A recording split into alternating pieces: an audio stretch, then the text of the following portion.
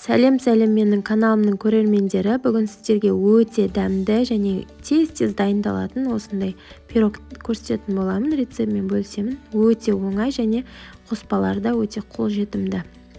Олай болса, бөлме температурасындағы 200 грамм майды аламыз. Үстіне 1 стакан немесе 1 кесе осындай қант қосып жібереміз. Үстіне 2 жұмыртқа саламыз. Жұмыртқаңызда жылы болуы қажет.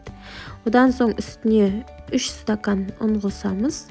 3 стакан ұнымызды қосып, және үстіне жарты чайная ложкамен соданы қосамыз. Үстіне кішкене аздап уксус қосып жіберу керек. Сол кезде жаңағы содамыздың дәмі қатты шықпайтын болады. Немесе бір қасықпен, бір чайная ложкамен разрыхлитель қосып жіберсеңіз болады.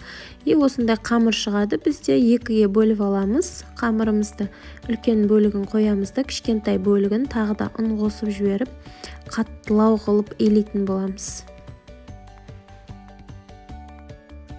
Неке бізде қамырымыз дайын болды. Үлкен қамыр және кішкентай осылай қаттылау қамыр. Бұны холодильникке бір 20-25 минутқа қоямыз. Одан соң үлкен қамырды алып, осылай пергамент қағазының үстіне оқтаумен тегістетіп ұн сеуіп жібереміз да. Жұқалау етіп, ұзын 4 бұрышты етіп осылай жаятын боламыз.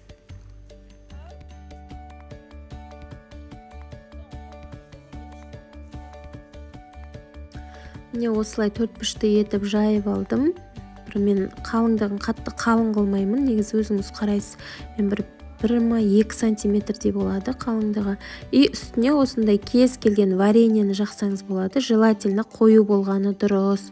Сұйық болса, ері беріп жан-жағынан шығып кетуі мүмкін да. И осылай мен смородина вареньесін қостым. Джем қоссаңыз да болады. И осылай жағып дайындап аламыз. Одан кейін жаңа холодильникте тұрды. Кішкентай қамырымыз бар, қаттылау қылып елеген, соны осылай үстінен теркамен жақсылап тұрып өткізетін боламыз. Сөйтіп печкаға бір 180-200 градусқа қоясыздар. Егер печкаңыз қатты қызып күшті пісіретін болса 180 градусқа, ал жай пісірсе 200 градусқа қоямыз да. Бір 15-20 минутта пісіп қояды уже. Қатты күйдіріп жүрмеңіздер, өзі қытырлап қалады. Осылай уже сарыға еған кезде уже сразу алу керек. Жұмсақ болады и күшті дәмі де. Ыстық пирогпен шай ішесіздер. Жасау жолы өте оңай.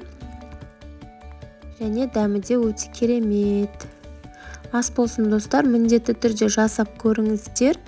Және менің каналыма подписаться етуді ұмытпаңыздар.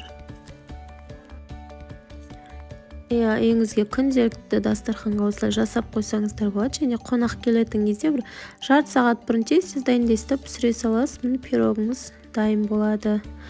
Ас болсын.